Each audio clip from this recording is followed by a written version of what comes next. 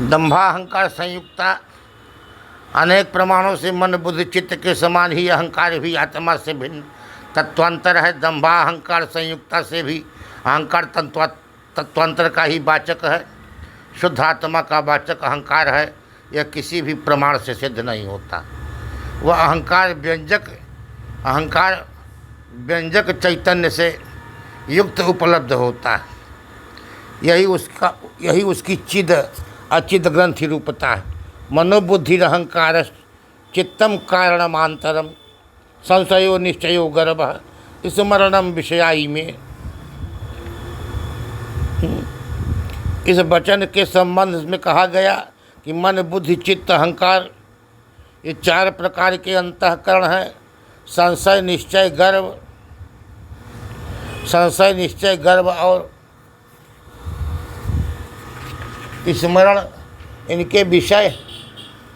तो गर्भ रूप वृत्ति को लेकर ही अंतःकरण में अहंकार शब्द का प्रयोग होता है। अन्य वृत्तियों को लेकर अंतःकरण में अहंकार शब्द का प्रयोग नहीं होता। यदि उपर्युक्त शब्दों की शक्ति एक रूप से मान ली जाए तो चारों वृत्तियों के समय में अस्मत् शब्द का प्रयोग होना चाहिए, क्योंकि चिद अचिद ग्रंथि शरीर रूप अंतःकरण में विद्यमान अंतःकरण तो चारों में अनुगत है।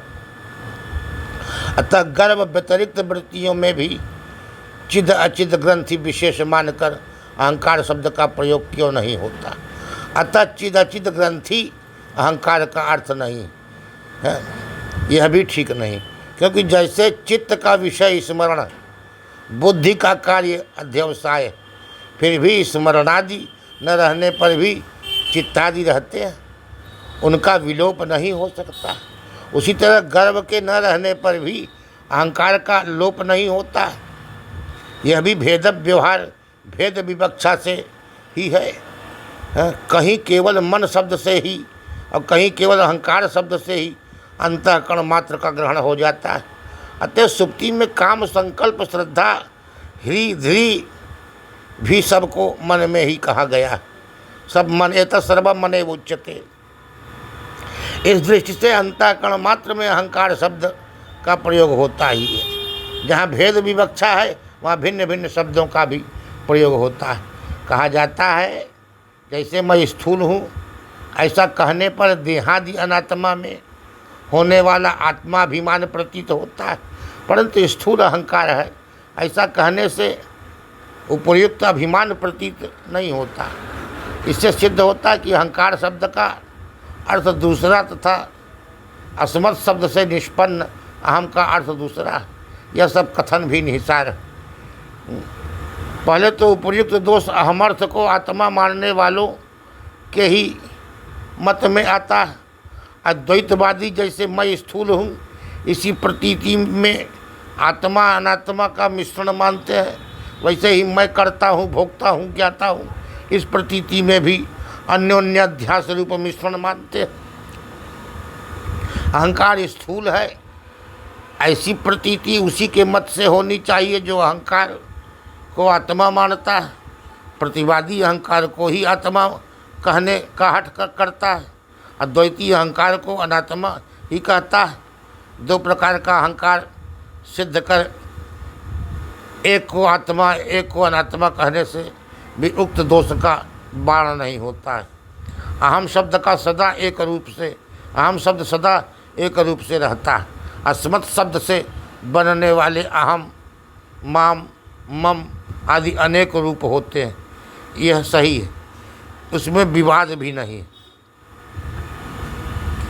अस्मत् शब्द से बनने वाले अहम, माम, मम अनेक रूप होते हैं, परंतु मान्त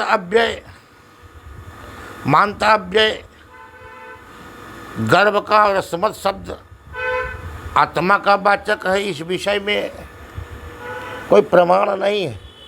अहम शब्द गर्भ का वाचक नहीं है, किंतु गर्भ उसका विषय है। कंसेप्ट नहीं होना चाहिए। जैसे चित्त स्मरण वाचक नहीं है, किंतु स्मरण उसका कार्य है, यह कहा जा चुका। इसीलिए महाभूतानि अहंकारो निर्ममो निरहंकार इत्यादि स्थलों का भी अहंकार शब्द अनात्मा का ही बोधक है। जैसे अहंकार एवं अहमर्थ का एक ही अहम शब्द वाचक है, उसी तरह बुद्धि शब्द के ही महतत्व और संविद दोनों ही वाच्य है। जैसे अहमर्थ महाभूतान्य अहंकार के अनुसार क्षेत्र अंतर्गत है, वैसे बुद्धिरव्यक्त में उच्च के अनुसार संविद भी क्षेत्र अंतर्गत सिद्ध होगी। और यदि बुद्धि शब्द का मुख्यार्थ संविद और लाक्षणिक अर्थ महतत्व है, ऐसा मानकर बुद्धि शब्द का लाक्षणिक अर्थ महतत्व की ही क्षेत्र अंतर्गत है, संविद नहीं, ऐसा कहा जाए तो यही सब बात अहम के संबंध में कही जा सकती है। अहम मांत शब्द का वाच्य अहंकार ही क्षेत्र अंतर्गत है। असमर्थ शब्द निष्पन्न अहम शब्द का अर्थ आत्मा क्षेत्र नहीं,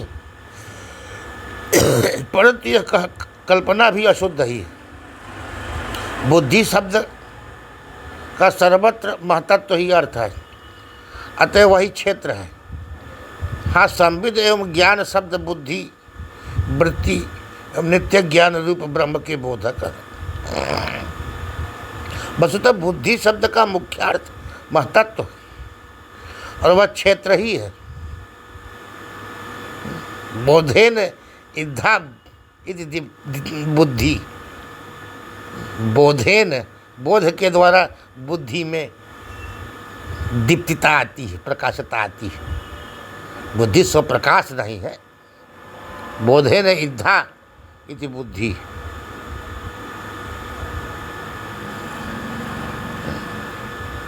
बुद्धि शब्द अतः वही क्षेत्र है, वही संविद एवं ज्ञान शब्द बुद्धि वृत्ति एवं नित्य ज्ञान रूप ब्रह्म के बोधक।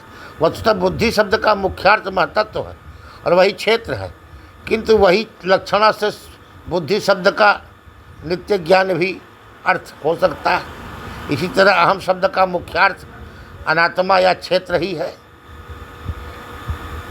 क्वचित लक्षणा से शुद्ध आत्मा भी अहम शब्द का अर्थ होता है।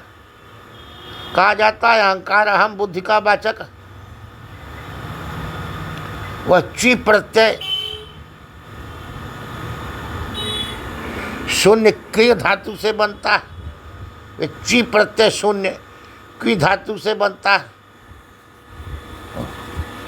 ची प्रत्यय शून्य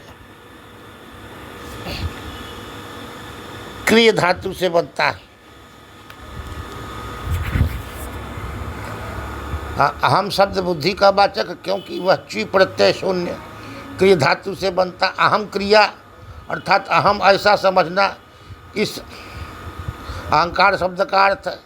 दूसरा अहंकार शब्द ची प्रत्ययांत अहम शब्द से भावार्थक कृत प्रत्ययांत क्रिय धातु से बनता है। अनहम पदार्थ अर्थात आत्मा से भिन्न देहादि में जो अहम ऐसा अभिमान होता, वह देहादि अभिमान इस अहंकार शब्द का अर्थ है। इसी तरह ची प्रत्ययांत अहम शब्द करणार्थक क्रि प्रत्यय यांत क्रिय धातु को लेकर एक अहंकार शब्द निष्पन्न होता है, जिसका अर्थ है अहंकार तत्व, जिसके प्रभाव से आत्मभिन्न देहादि में अहम ऐसा अभिमान होता है।